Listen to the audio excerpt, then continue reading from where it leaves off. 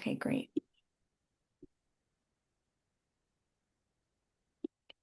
All right, Assalamu alaikum, everybody. My name is Mishal, and thank you guys for coming out to the AMWPA Medical School Application Workshop. This will be a presentation followed by a Q&A session. So for the agenda, we'll start with recitation, tell you about AMWPA. We'll do an introduction of our panelists today, followed by their presentation, and then we'll open up the floor for Q&A. So I will start with the prayer. أعوذ بالله من الشيطان الرجيم بسم الله الرحمن الرحيم اقرأ باسم ربك الذي خلق خلق الإنسان من علق اقرأ وربك الأكرم الذي علم بالقلم علم الإنسان ما لم يعلم صدق الله العظيم. English translation. Read, O Prophet, in the name of your Lord who created humans from a clinging clot. Read, and your Lord is the most generous, who taught by pen, taught humanity what they knew not. So now we'll just share some information about the American Muslim Women Physicians Association. The mission of AMWPA is to improve the condition of women's health, provide a platform for Muslim women in medicine, and raise awareness of issues regarding community welfare. There are several free programs provided by AMWPA, and these are listed below. They include the pre-medical and medical student mentorship program, monthly health fairs, CPR training classes for the community, helmet gifting for children, flu shot drives, Zoom workshops, including this one, leadership events at different schools, and networkship opportunities.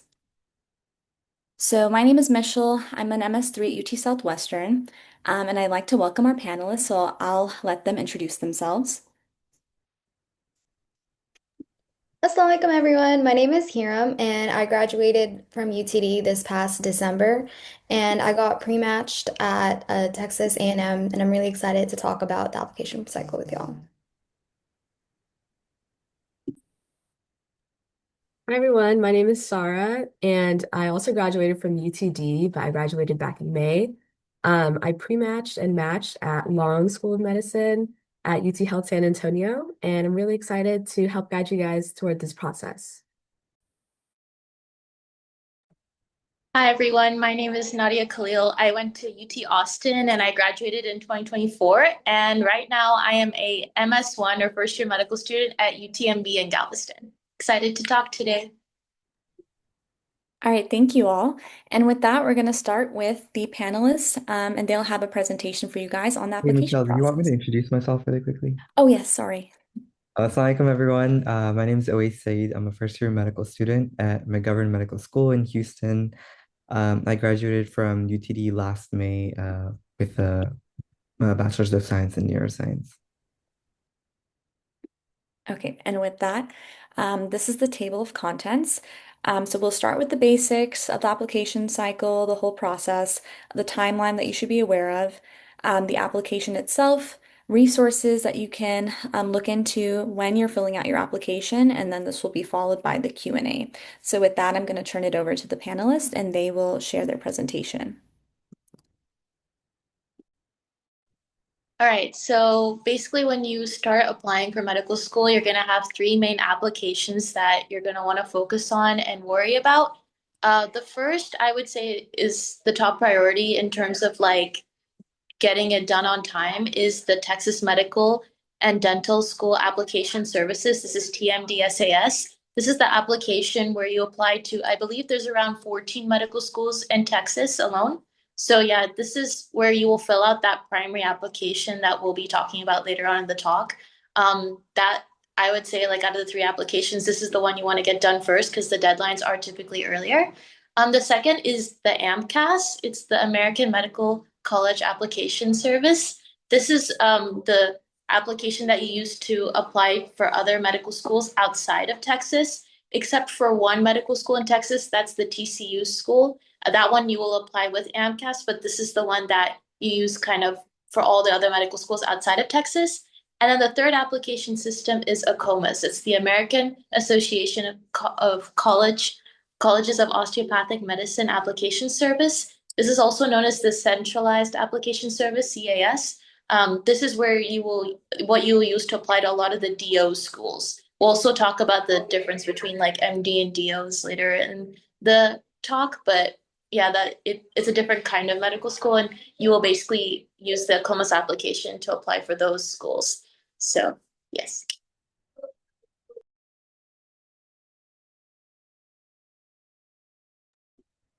All right, so starting with TMDSAS, so these are basically all of the schools that are in Texas. There are two other medical schools that are in Texas, but that aren't part of TMDSAS, and those are TCU, and I believe there's one more. I think it's UIWSOM. I don't remember what it stands for, but it's a DO school in San Antonio. So we have 14 schools in all in this application service, and as you can see, we have them listed over here. So you can go ahead and take a picture for reference, and all of this information is also provided on the official TMDSAS website for more information. So just a quick breakdown for the main facts. The flat application fee is $230. So if you remember Common App from high school, for TMDSAS, basically you just pay the standard $230 fee, and then you can add as many of the schools as you wish that are included. And as a pretty smart economical choice, everyone pretty much applies to all of them because it's the same fee for as many of the schools you include. The actual application opens on May 1st, 2026, but you can't officially submit until May 15th. So you can go ahead and enter in all of your information. Just make sure you check your character counts, all of that starting from the beginning of May, but you can't officially submit until the 15th. So in terms of prerequisites, there are quite a few, and majority of the times, depending on your major, a lot of these classes are already part of your degree requirements. But as you can see here on the right, this is from the official TMDSAS website. You have biological sciences, general chemistry, organic chemistry, biochemistry, physics, English, and statistics. So not all schools as part of the system actually accept AP credit or dual credit. So keep in mind that if you took classes like AP Biology or AP Physics in high school, they may not count towards these prerequisites because you'll have to retake them in college. That being said, these requirements here listed are the minimum. There might be additional requirements for school. For example, Baylor requires additional humanities courses and they don't accept dual or AP credit, meaning that you have to take those official humanities courses at the college that you're graduating from or additional community college or local college. Those classes can't be obtained through AP credit or dual credit. So the requirement is a good thing, if you're planning on graduating or you're not, if you haven't taken these classes and you're planning to apply this cycle, these classes must be done before matriculation, meaning they need to be done before you officially start. So most of the medical schools in the Texas system, they start in July. So as long as you have these courses completed before June, you'll be fine. So if you're missing some of these and you realize that maybe they were AP and you didn't realize, you can still take them at a local community college, see if the credit transfers. And if you're ever confused or concerned about whether they're accepted at the university, you can always reach out the admissions department, or they usually have a specific list of requirements on the website, but you can also reach out to specific representatives and they're very helpful.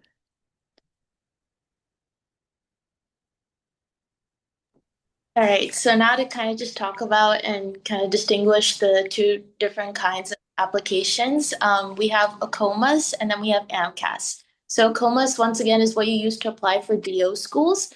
DO schools, in case you don't know what that is Doctor of Osteopathic Medicine. It's a type of medical school where you will be taking all this, required courses, preclinicals for 2 years, and then doing clinical rotations for 2 years.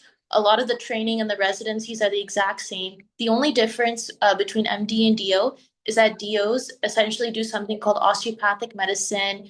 They do something called osteopathic manipulative osteopath. It's called OMM, so it's osteopathic manipulation. They essentially kind of work with patients and they do a lot more physical exams and things like that.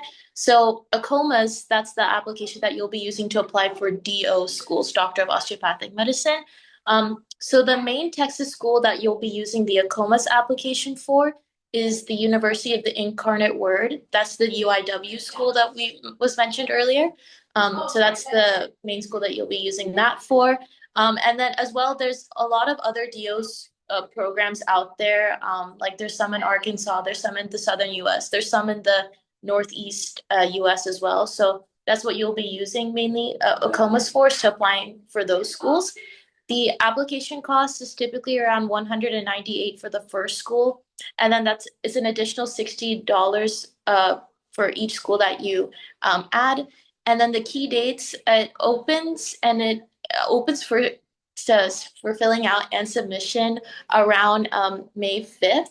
I will say OCOMAS, it's one of the applications that's a little bit more flexible in terms of deadline submission. I believe it starts in May, but you can submit up till June of the following year. So they're a little bit more flexible. However, they do start to release their secondary applications around, I believe it's June 15th.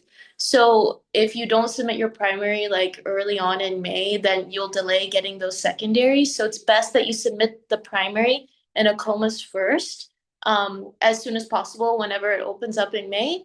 And then, if you submit it early in May, you're more likely to get those secondaries in June. OCOMAs, it basically, when you create an account, through the centralized application service, it has like 4 different kind of tabs that you click on. One for like academic requirements where you fill out all the prereqs you did, one for all the essays, and then there's a little subsection in the box. It's called program requirements, I believe. Essentially, you add your schools, and then in that program requirements section, actually it's called program materials, one of the two. You basically go in that section, and then you fill out kind of like these questionnaires for each of the schools. And then once you do that, you can submit those questionnaires. Sometimes they're essay questions, but they're mostly questionnaires. Once you submit that, along with the rest of your primary application, then you should be receiving secondaries in the email. The second application we'll talk about is AMCAS. That's the application that you use to apply for all the schools in the United States. Specifically, the one Texas school that you use AMCAS for is the Burnett School of Medicine at Texas Christian University, or TCU, that's up in Dallas, as well as you can use it for other MD programs all across the US. The application is $175, $47 additional school that you add. It opens on May 5th of 2026, and then you're able to start submitting on May 28th. I highly, highly, highly recommend that for AMCAS, on that day that you're allowed to submit, you submit it as early as possible, because AMCAS, what you do is if you submit your primary, the earlier you submit your primary, the earlier you get your secondaries. And since a lot of people will be using this application service, it's really, really important that you just submit on May 28th. Because that's what I did. Like as soon as it hit 9:30 on May 28th, that's when I submitted that. And then for TMDSAS, I did the same thing. TMDSAS, it was I think May 15th at 8:30 a.m. Texas. I just submitted it on that time. So for TMDSAS and AMCAS, it's really, really important that you submit on the day of that it opens. That's really important. And yeah, I would say AMCAS, it's a little bit similar to TMDSAS. Well, the primary application is basically just one personal statement essay. You fill out all of your prereqs, and then after that, you kind of also, yeah, it's just mainly the primary essay and then all the prereqs. Then yeah, so now whenever we're talking about application timelines, so if you're gonna apply for this cycle, then basically what you want to do is starting around, this month, you want to make sure that you complete as many prereqs as you can. Like we mentioned earlier, you just have to complete all your prereqs before you matriculate into medical school, but it's better that you try and finish as many of your prereqs as you can before you apply. And then MCAT, it's really important that you get your MCAT in. Most students, they end up taking, if you hadn't already taken it in January, you should, I highly recommend you take it either in March or in April. You can take it in May, but it's cutting it kind of close, especially since a lot of the primary apps want you to submit on May 15th or May 28th, but it is possible. But the earlier the better. So ideally you want to take it in March or April. And then definitely pre-write your essays. Definitely pre-write your personal statements. Personal statements are pretty much like, why do you want to be a doctor? What are some specific clinical experiences that really motivated you to want to go into medicine? What are some unique circumstances that you've experienced? So kind of like these general questions you want to kind of be thinking about and start writing. That's going to be really, really important. Um, and then it's also really important during this time, if you haven't already, to cultivate some relationships with your professors or people that you've worked with in research. It's really important because you need to start asking for letters of recommendation. Definitely three. I personally had four just in case, but yeah, definitely want to either ask for letters of recommendation and submit that as soon as possible. I know the deadline to upload is October 15th, but for me, I personally submitted my letters of recommendation along with my primary application in May. So yeah, the earlier the better in general. And if you haven't already cultivated relationships with any professors or any like people like employers, then I recommend like just going to office hours with a professor and getting to know them and seeing if they can write your letter of rec, and they could write a good one as well, not just like write off copy your resume or anything like that. So yeah, like I was saying, then the deadline to submit the TMDS primary application is May 15th. I highly recommend that day you just submit the primary, and then AMCAS is usually May 28th as well. And then once you submit the primaries, you'll get approved to start filling out and submitting secondaries. What's really, really important is for secondary essays, you fill them out and submit within 2 weeks. It's really important that you do that just because it gets approved faster, it gets read faster, and you're more likely to get an interview earlier. So it's really important that you do that, and it's good to keep a track of like which schools had which secondaries, because a lot of the times the schools ask the same kind of secondary questions. So it's really important to like, you'll end up finding that you start writing the same things for each school. But obviously you want to write different essays for each school because each school has different, mission statements and things that they cater to. So definitely just keeping a track and then maybe of what essays and what topics you've written about, and then kind of modifying it for each school, that will really help you. And then interviews can be conducted anywhere from July all the way until January of next year.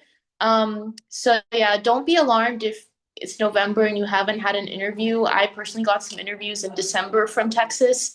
So yeah, just know that it's a very long wait period to do interviews. I will say that for interviews, what really helped me personally was going on Student Doctor Network and just practicing a lot of the uh, pre-written practice questions that they had on there. That was really helpful for me. And I think we'll probably talk about it later in this talk, but like practicing those ethical scenarios, like with Casper, that was really helpful for me too. Um, and then official letters of acceptances. So in Texas, I know they're called pre-matches if you've like been previously accepted into a Texas program. I know that they offer you a pre-acceptance that can occur anywhere from October 15th all the way until February. So that can occur anytime. But if you don't receive a pre-match, like don't worry about that. Acceptances will be rolling. So. All right, everyone. So we've been talking about this big bad application. So let's take a look in to see what actually composes it, right? The first aspect, like some of my peers mentioned, is selecting schools, right? There's all these different application systems and platforms, and each of them, in some cases like AMCAS, AACOMAS, require you to pay additional for additional schools, right? So you want to make sure that you have a good idea of which schools you want to apply for. So we'll talk a little bit more shortly about that. The next step is actually the important stuff, right? The meat of the application, the questions, right? Here they're going to ask you not only about your coursework, but about your activities, your essays, your extracurriculars, your most meaningful experiences. And there's a certain style and way of how to answer these questions to best showcase yourself as an applicant. And we'll talk a little bit more about that shortly as well. Finally, it's all about the stats, right? Looking at your grades, your test scores. Beyond just GPA and NCAT, there's also Casper, there's Preview, and this is what composes stats essentially. This is an important marker schools use to kind of help sort through and sift through applicants based off their own criteria. And finally, we have supporting documents, right? This is the stuff that we're talking about in terms of letters of recommendation, professional headshot photo, and all of these components, all four of them together, work to really compose your application and show who you are to the application committee when they sit down and review you. So let's start off with the first aspect we talked about, building a school list, right? I want you to just remember these three words of like reach school, target school, and safety school, because we'll talk about that momentarily. But there's some factors to consider when you're trying to decide your list and make up which schools you want to apply for, right? Location is a big aspect, right? You know, whether you want to be close to family, away from family, if there's a specific program, for example, here in Texas, in Houston, for example, there's the Texas Medical Center. These are some of the factors that you consider when it comes to location. Cost of attendance is extremely important, right? Nobody likes being in debt. So definitely making sure that you're going to an affordable school and looking at what sort of financial options they have available is a good idea. But definitely you want to make sure that you are applying to as many schools as possible to try to maximize your chances, right? Because you only have to pay for the application. You can actually make the determination of which school to attend later on. Again, it's also a question of cost of applications, right? For example, if you apply to 80 different schools, right, you can end up with a lot of different expenses in terms of just applying. So being very strategic in terms of which schools you apply for really will help you save not only financially, but better dedicate your time and effort towards the schools that actually matter to you. Another important factor to consider is in versus out of state bias. Most often than not, states and medical schools try to prefer applicants from in-state versus out of state. For example, here in Texas, there's a rule where basically the state, for state-funded schools, they have to prioritize up to, for example, I think it's like 90% of applicants from in-state versus out-of-state applicants they apply, right? And another thing to consider with that is your tuition difference, right? In-state versus out-of-state, depending on where you go, that does matter. Additionally, it's about MCAT and GPA, right? We're going to talk about one of the helpful resources here, which is MSAR, right? This is offered by AMC. And basically, if you pay $28 for $28 upfront, it'll give you a 2-year subscription where you can essentially look at all these different schools. And what the great thing about MSAR is that it essentially just compiles all the different information about a school that you might need to know, right? All the factors to consider: location, cost of tuition, in-state, typical MCAT GPA of applicants who apply there and actually successfully matriculate there. It'll give you all these different things in addition to the mission fit. So it's a really nice service. I personally got it when I applied, and it's really helpful because it does take a lot of time and effort to kind of compile all this different information for each of the schools you're applying for. Another resource that you can check out is admit.org. It can help you build your own school list for applications. So the whole story basically here is that all these different factors into consideration, use MSAR, use admit.org, and establish schools, right? A safety school is a school that you're pretty confident based off the factors that you're considering that you will be able to get in, right? We're talking about MCAT, GPA, their typical mission fit, right? Target schools are schools that you really want to, apply for. They're kind of like a goal, and it's still like within reasonable means for you to achieve that, right? And then reach schools would be, for example, maybe like Ivy Leagues or some schools that are really top tier in terms of their GPA, their MCAT, and in terms of the exceptional applicants that they look for. Having a healthy mix of all three of these between safety, target, and reach schools will really help you, benefit you in the medical school application cycle. Okay, let's talk about the second important aspect, stats, right? Grades and test scores, as contrary to what some might say, are not everything, but they are definitely very important, right? The way medical schools look at GPA is that they subdivide it, right? There's a BCPM GPA, stands for biology, physics, chemistry, math GPA, non-BCPM GPA, and then a total GPA, right? The, they subdivide this GPA into different characteristics to better see how the applicant does in terms of the core sciences, the non-sciences, and then all together, right? And this is an important factor, like I mentioned, that can help you determine your school list. The second thing is MCAT. Again, let's say hypothetically you're applying this year, right? So you definitely want to make sure that you, at the very latest, you've taken your MCAT by May or June, because it's not just a matter of them getting your score in time, but it's also a matter of you having the time, availability, and energy to be able to, submit your primary application successfully, do your secondaries within that 2 week period that Nadia talked about. So it's about all these different factors. So if you can get your MCAT earlier and out of the way, you can have much more focused dedication towards the actual application. And again, for the most part, as everyone is aware, MCAT is required by all MD and DO schools. It's not in the actual primary application, so you don't like type in your MCAT score anywhere on TMDSAS, for example, but it's definitely very important. Casper is what we call a situational judgment test. And basically in Casper, what they do is they try to figure out who you are as an applicant, right? How would you try to conduct yourself in ethical dilemmas and situations that you might encounter, not only as a medical student, but an actual physician, right? You can check out the fees over there, but basically some schools do require this. And Casper is only offered on specific dates, right? So Casper and Duet, which is another value alignment tool, you want to take these into account so that you can conduct them per se. Same thing goes for preview as well. Casper, Duet, and preview. You want to make sure that if a school does require these, you do have them by their respective deadlines. And because they're only offered at specific dates, make sure you have them well before you actually need them.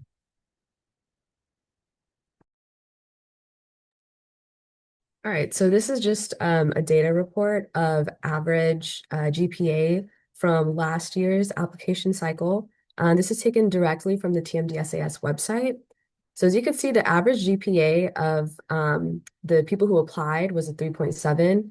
I will say, if you go onto this website and you kind of play around with, this information versus who got accepted and who matriculated, the average GPA for students that were accepted is a little higher at around 3.86. And then on the next slide,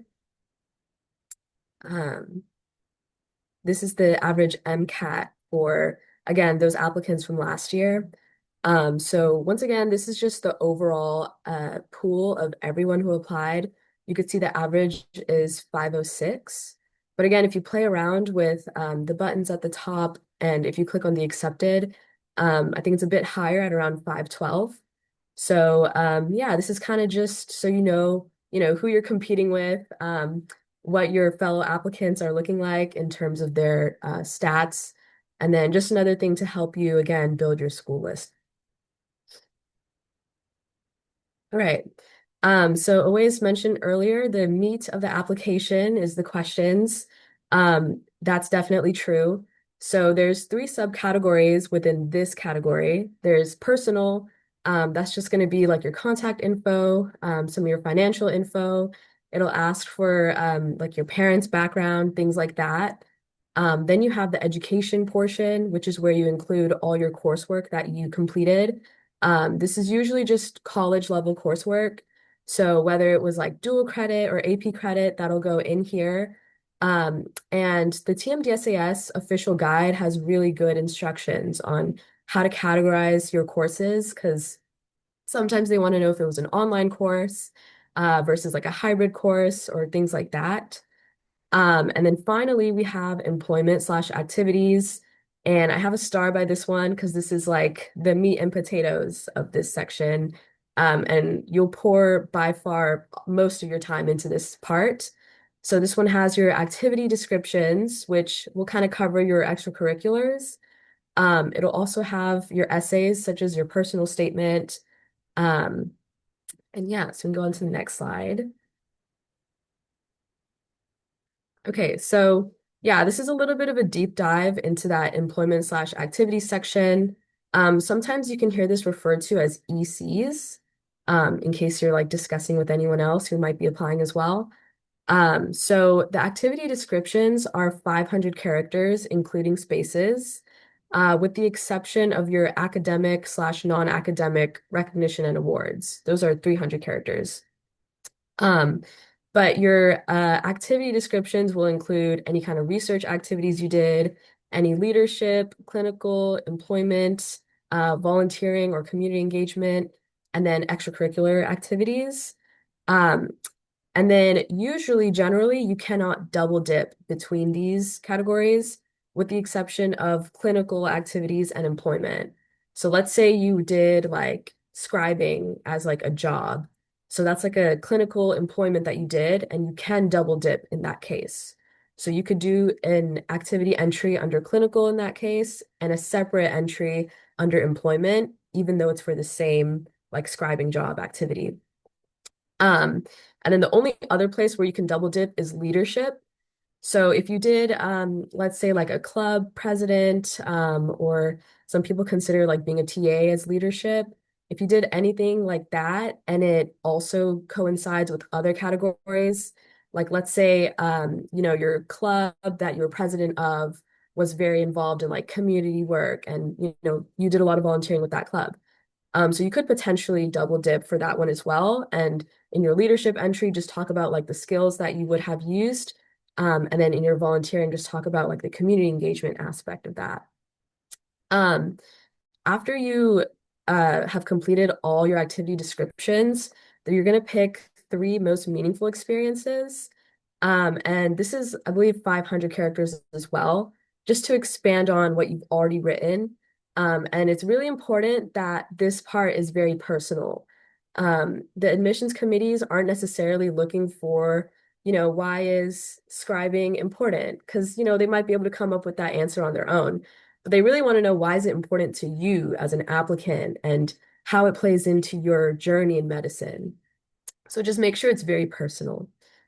And then you also have your planned activities. So for this part, it'll be anything that's a start date after October 1st this year. So let's say you're going to enter like your gap year, and you're planning on doing like an MA job during your gap year. So like a job as a medical assistant. If you were to start that after October, you can go ahead and list that on your application as a planned activity. Just keep in mind that planned activities, there's a quote on the website, it's like planned activities are just plans. So just don't bank on any of your planned activities to compensate for anything you might be lacking in your application, because generally schools know that, maybe you plan something, but sometimes plans fall out. And so, yeah, you can list it on there, just don't totally depend on it to count for something in your application. And then there's this quote on the website, which I really like. I feel like every application or every applicant should know this quote. It's activity categorization should support the overall story or narrative that you want to tell schools about your skills, experience, and personal growth. So I think that's really good to highlight because this application is not just about doing this, that, and the third. It's really just about like you as a person and your story. And so the admissions wants to hear that story. So just make sure that your activities are reflecting that. And then we have the essays. So there's three essays. There's the famous personal statement. Then you have a characteristics essay. And then there's an optional essay. I will say for your characteristics essay, some people think of it as like a diversity essay in terms of how you can enrich your future class and how you can kind of enhance the educational experience of your classmates through any kind of like perspectives or learned experiences or characteristics that you may have. And then for your optional essay, I know it's, technically called optional essay, but you really should fill this out. It's kind of like a non-optional if you want to think about it, because it really just gives you the opportunity to add to your story that we were talking about earlier. And you have to keep in mind that the admissions committee will receive thousands of applications. They need something that kind of distinguishes you. So if there's anything that you can tell them about, yourself and how it relates to your story, then absolutely take that opportunity.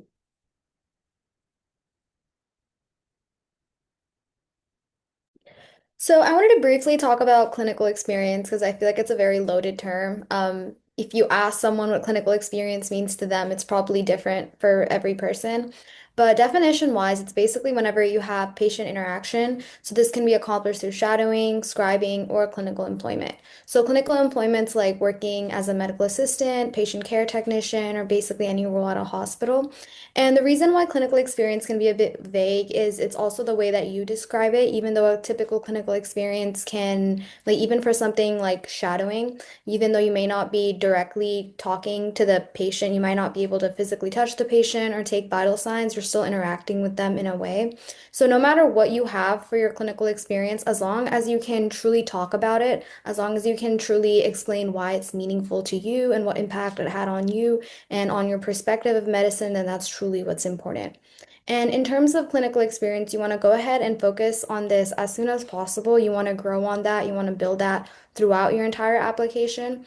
So you will be talking about your clinical experiences all throughout your application, not just your essays. These will come up multiple times in your secondary applications, during your interviews. So you want to make sure that you have a wide variety of examples because you really want to prove to the admissions committee that this is what you want to do for the rest of your life.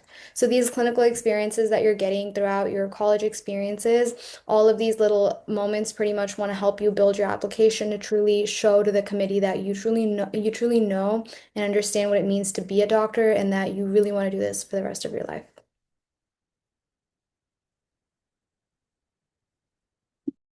All right, so this is some details on the supporting documents we were talking about earlier. So I know a lot of people have questions on letters of recommendation. So just like a little overview, these are submitted in your primary application. But as Nadia was saying earlier, you can submit them later on if you need to. Um, and then for these, I would just emphasize that quality is much more valuable than quantity. I know that AMCAS allows up to 10 letters. Those better be 10 really good high quality letters if you're doing 10 because it's better to have, a really nice, well written, well thought out letter than something that's just not really of substance, maybe looks like it's been like generated from a template or something like that. Um, and then for the technicalities for TMDSAS, you have to have at least 3 individual letters of evaluation, or you can have an HPAC or committee letter. I know that they have an option to include a 4th additional individual letter in case you wanted to do that as well. Um, but make sure you check your school requirements just for like the specifics. Because I know for certain schools, they require like a faculty letter from a science professor and a faculty letter from a non-science professor. And in that case, you definitely need to have both of those. Some schools will also require a committee letter. And if you're unable to get one, you need to explain why that was the case. And sometimes that just might not look really in your favor. So make sure you're being diligent about each school's requirements for these letters. Um, and then this is just optional. This is something that I did. You can ask your letter writer to include your TMDSAS ID or your AMCAS ID. This supposedly helps with like a processing time. So remember when you're waiting for your secondaries and you're waiting for your primary to get verified, time is really of the essence. So if you want to like speed it up just a teeny tiny bit, then you can do this.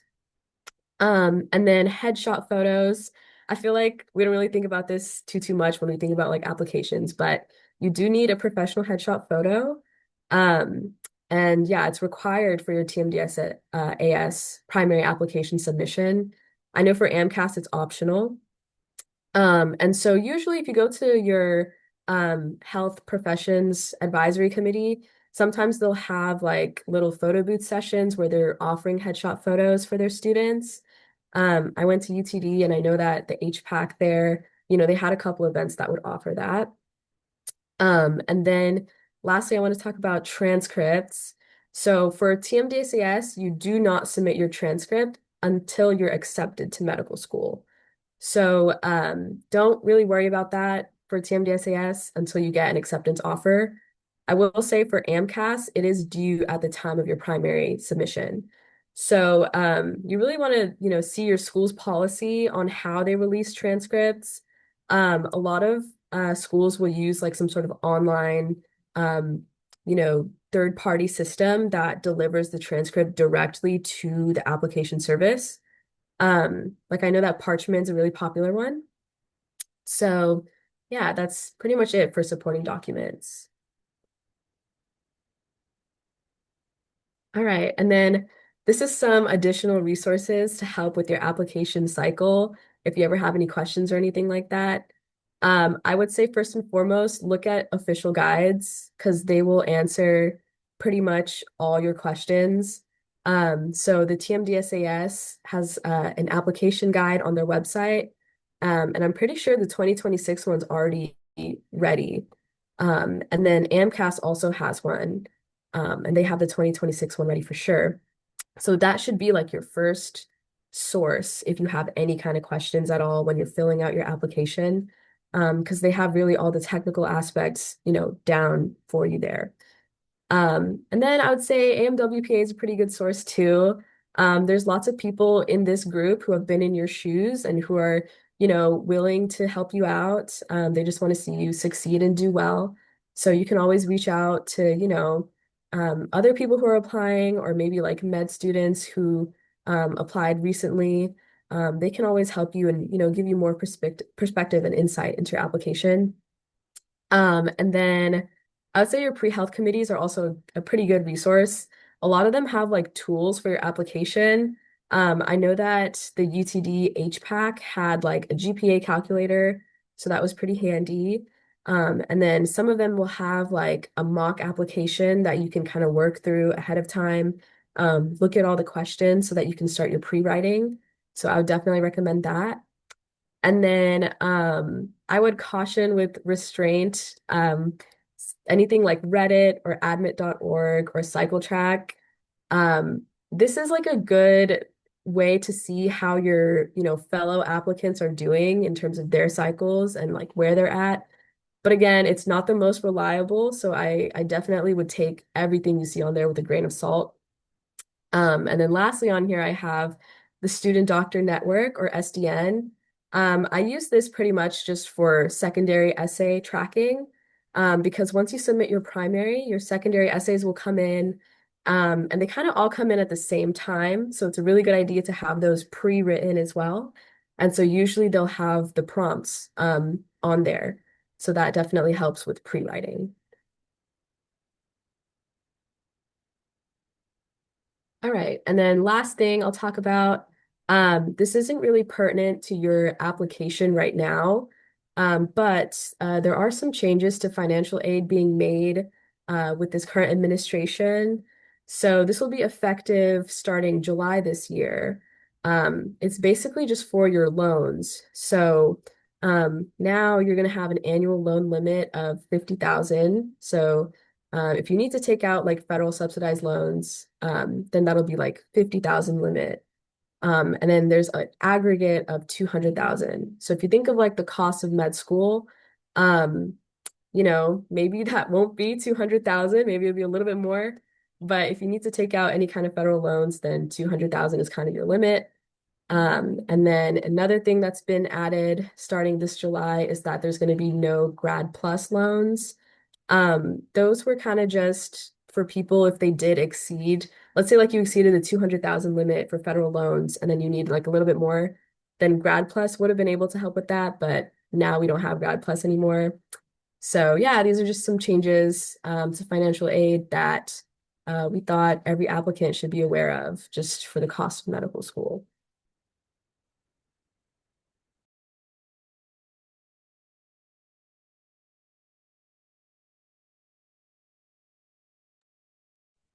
Okay, thank you to all our panelists for giving us so much information about the medical school application, timeline, the application itself, and just really going in depth on that. So now we're going to move on to the Q&A portion. So I'll just read questions that people have put in the chat, and please continue to put them in the chat. That's how we'll answer them, and then we'll have our panelists answer. So the first question, I think Sarah talked about this briefly, but if anyone or if Sarah herself wants to expand, the one committee letter versus 3 letters of recommendation. Yeah, I can kind of clarify. Yeah, so if you're doing TMDSAS, you can absolutely do either or. Because usually your committee letter packet will include different professors or different individuals' letters as well. So that's usually sufficient.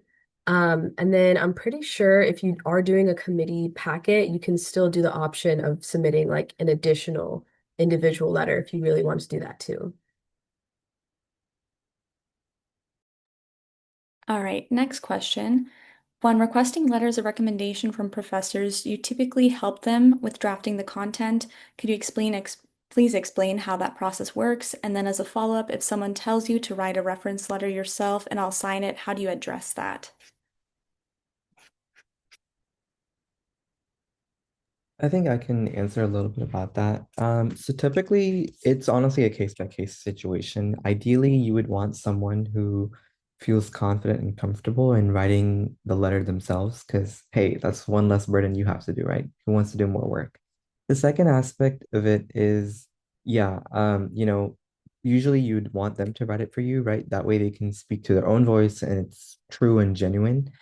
In a not so ideal situation, yeah, in some cases they will ask you, and in that sort of situation, I think the best way is you kind of look online for like guidance and support. There's a lot of stuff that um I've seen my peers access like on Reddit and Student.Connect about writing a good letter of recommendation. And honestly, you can ask just ChatGPT like how would you structure it? Don't actually have AI write anything for you, but giving you guidance on how would you write it, how to speak to it so that it kind of seems like it's from your letter of recommender.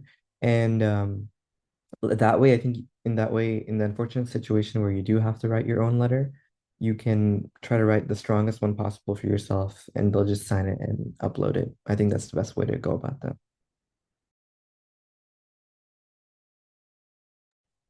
All right, thank you, Elise. And then our next question, I think this is more personal, but can we include business operations specialists or insurance work with providers as clinical experiences?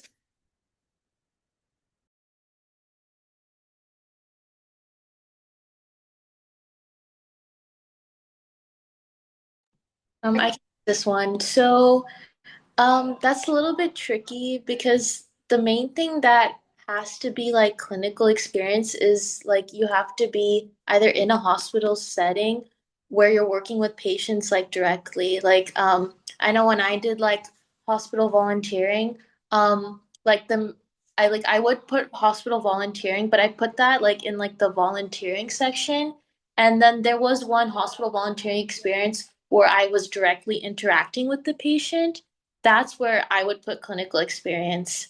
And then, so yeah, it's like anything that where you're directly working with the patient or directly working with the physician, like shadowing does count as well, shadowing is kind of typically its own category, but typically clinical experience is when you're working directly with the patient. So yeah, that I think unfortunately that may not be clinical experience, but that's definitely like work experience in general, and it does look good on your application. So. All right, and people are asking how important is research?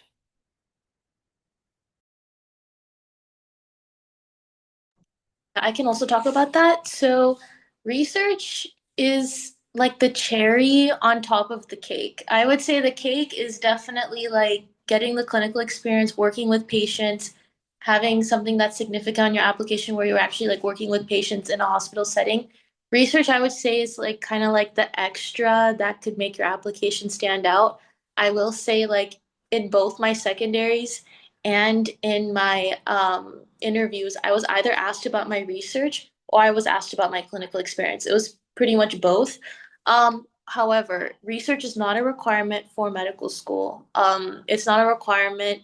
They will more often than not ask about your clinical experience. They only ask about your research experience if you've done it. If there's just no way for you to get research experience at all, then don't worry about it. Worry more about getting clinical experience. However, if you do have research experience or you're able to get research experience, like if you have a free, like a gap year or something, I highly recommend you also try and pursue research because they really do. If it is on your application, they do like to ask about it. But like there's like no external pressure for you to do research. It's just like a nice like something to have just to make your application stand out more. So Okay, Thank you so much. And then for another research question, someone's asking if AI-based work in healthcare can stand out, even if it's not published. Are publications important? I can sort of tackle this one. So, in terms of research, you want to go ahead and talk about what you have done. And if you're really passionate about the research that you've done, then it can clearly be shown in your writing. So, if you are passionate about AI-based work in healthcare, and you can also see that in other parts of your application, that could truly be a way that you distinguish yourself from other applicants. So, you can most definitely talk about that. You can also talk about all of the research that you do, even if it's not necessarily published. You don't have your research doesn't have to be in a publication for you to be able to talk about it. And there's no limit into how many entries you can have in the research category. So you can also talk about posters or presentations you've done as part of your undergrad experiences.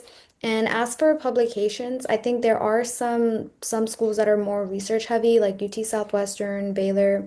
Those are just specifically for Texas. For out-of-state schools, I honestly don't know much about it. But for majority of the Texas schools, research is highly recommended, and it's definitely important for you to be part of your application. It should be something that you at least attempt doing so you can pretty much show why you want to go into the MD route. And as part of as to why research is important, you definitely want to be behind you definitely want to be behind the sidelines to genuinely see how science works as a whole because you're kind of committing to a lifetime of learning. So you do want to show that in terms of your application. So yes, research is definitely important. You don't necessarily have to be published, but if you can, then that would obviously really help your application.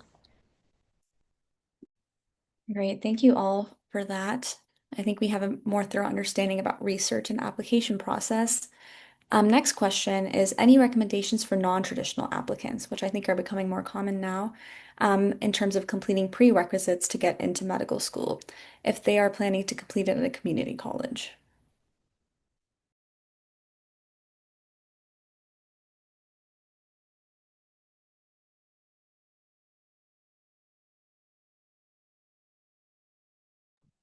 I think that's good that you're, doing it at community college. I have heard of programs called the post-baccalaureate programs. They're essentially like programs that are designed for pre-meds who are taking multiple gap years and who need to fulfill a lot of those prerequisites. I think one of my friends was in the St. Thomas one, so it's kind of like in Houston, it's nearby. There are up a couple ones in Dallas as well. Like there's a lot of post baccalaureate programs that they basically some of them like I think there's there's one at Baylor too, but there's like a bunch of them in Texas, and essentially like they kind of help you like take a bunch of the prereqs. They also do some of them like do volunteering and shadowing. It's kind of like a mini packed pre-med program.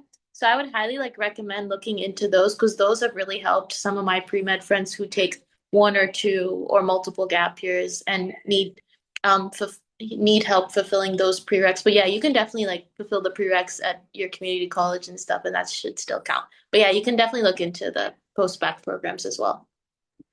Adding to that, I know that specifically at UTD, you can get a certificate of biomedical science, and I'm sure other schools have that as well. And in these programs, you typically I think it's 1 to 2 years. You pretty much take all of the required science classes.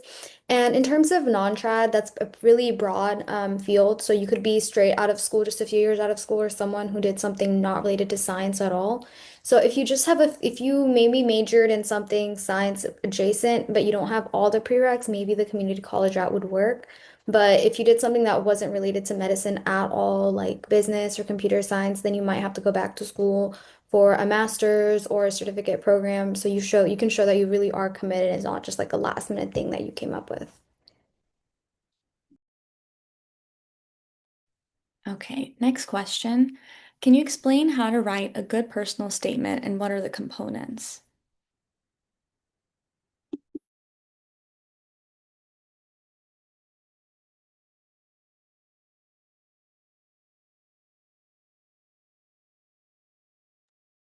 I can answer this one.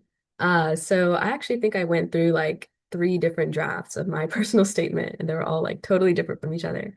But I would say just make sure it includes obviously like the why medicine question. So there's several videos on YouTube that can kind of outline how different people have gone about it. My focus with mine was to make it as clinical as I could. Because I know it's possible that you can say, oh, well, I like leadership and I like being knowledgeable and I like volunteering. And like that's great, but that doesn't really answer the question of like why medicine? So what I did was I made sure it was very clinical and also very personal. So I've heard a lot of people start theirs out with like a little reason for like what kind of introduced them to medicine. So kind of like an anecdote. That's what I did. And then I kind of just expanded on that by describing like how I explored my interests through clinical opportunities. Um, so I think it's kind of different from person to person. There's lots of different variations of a personal statement. But I think the best thing to do is maybe like look at a bunch of examples from people who got accepted. Um, and then that can kind of help you like generate some ideas and kind of workshop your own. And then at the end of the day, make sure you always have someone read over your personal statement. I know that I went to like my HPAC committee to kind of help with that. So they read over mine and they were like, yeah, like this looks good. And then I also asked a med student to look over mine. So I would say just, focus on it being clinical because you are answering the question, why medicine? And then have someone look over it just to make sure it's like really spot on. Adding on to that, in terms of components, you can treat it as a traditional essay. You can think of having a thesis statement, maybe like three solid reasons of why you want to go into medicine. I also started my personal statement with an anecdote. I talked about a specific clinical experience I had at the hospital when I worked as a patient care tech. And you want to make sure that your writing is very much like you want to make sure that your writing is very much like descriptive, but you also want to be very professional and straightforward. So just knowing how to kind of find that balance, make sure you write in a way that's very unique to you, in a way that you can really read the passion off the page. You can really read the passion straight off the page while also pretty much answering their questions of why medicine. And something like this really does take a while to come up with. I would recommend, I think, one of the greatest advice I've received in terms of writing your personal statement was to pretty much just jot down all of your thoughts, pretty much all of your experiences relating to medicine from when you were a child, pretty much, and then kind of genuinely looking at why you decided to go that route. So there is genuinely a bit of self-reflection. It's not the standard, I love to help people, I love science, I love learning. That honestly doesn't cut it. That's not strong enough for your personal statement. You really need to dig down into all of your experiences growing up and find exactly what made you want to go this route.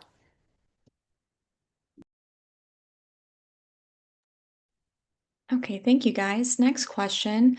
Regarding the work and activities section, how many entries would you recommend?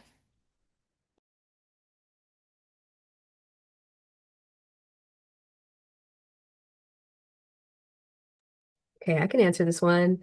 I know for TMDCS, there's no like official limit of how many entries you actually have. For AMCAS, the limit is 15. So kind of keep that in mind. It's like if you're exceeding like 10 to 15-ish, maybe it's like kind of overdone. I know that like what matters more though is like how involved you were with your activities and how you're kind of describing that in your descriptions. So another metric that you can use for like involvement is like maybe how many hours you dedicated into this activity.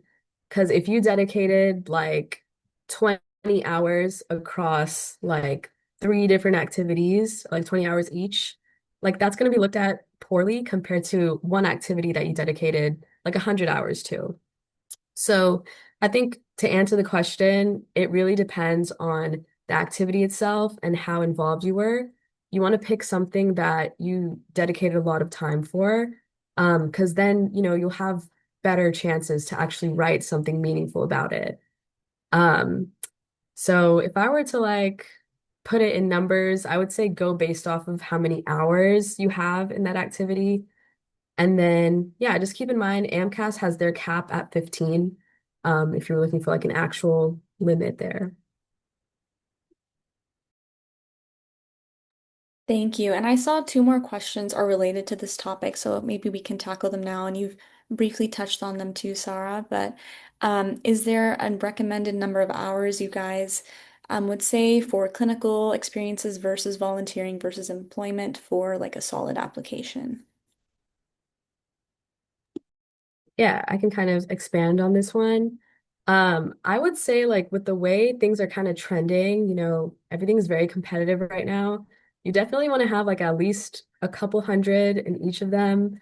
I would say like for clinical, it's good to have like again, very like meaningful experiences that you can, truly speak about. Same goes for volunteering and your research. There are certain schools though that will prioritize either like community service because they're very service-driven schools, or lots of research because they're maybe like research powerhouse schools. So in that case, you'd want to have definitely like a couple hundred. Um, I think when I applied, I had like probably like 300-ish community service, and then my clinical hours were about like 600-ish. And then I had like a little bit of research, not too much, about like 200-ish hours. So I would say my application was kind of like on the lower end of extracurriculars. If you can do a little bit more than that, then that would definitely be better. But again, it all boils down to like how you talk about your activities and how you can kind of show evidence that you really did have like personal involvement with your activities.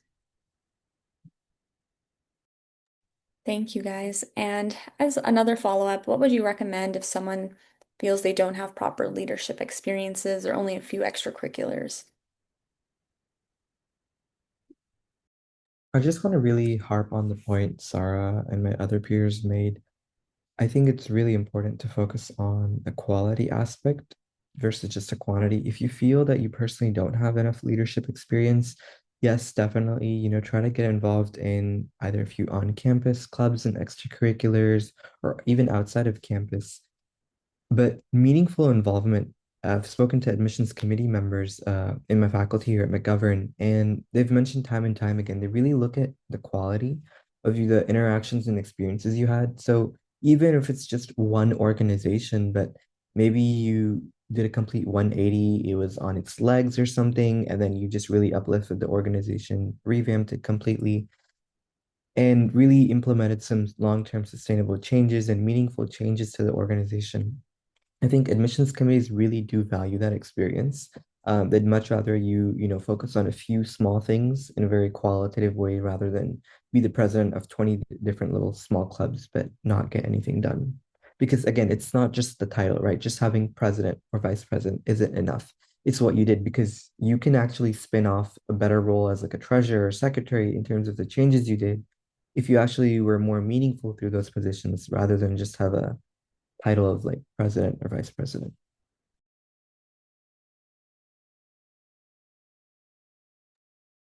Thank you all. And I believe we've answered all the questions, just one remains. Someone is asking if when the time comes, is there an opportunity to receive mentorship through AMWPA or just to the people that were here today for looking over applications and helping with the process?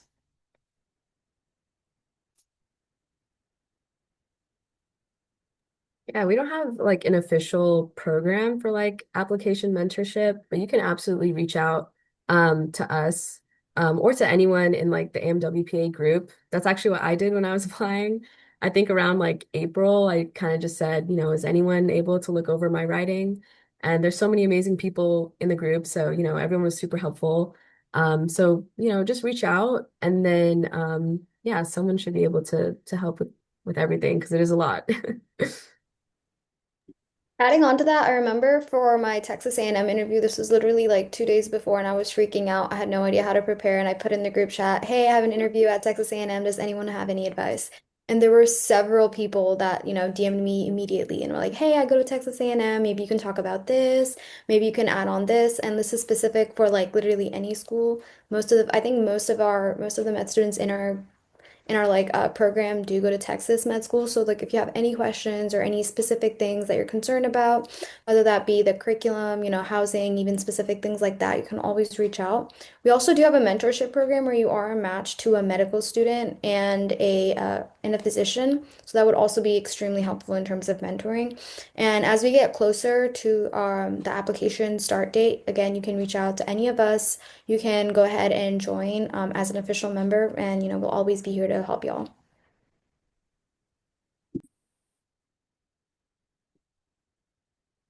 Okay, I don't see any more questions in the chat.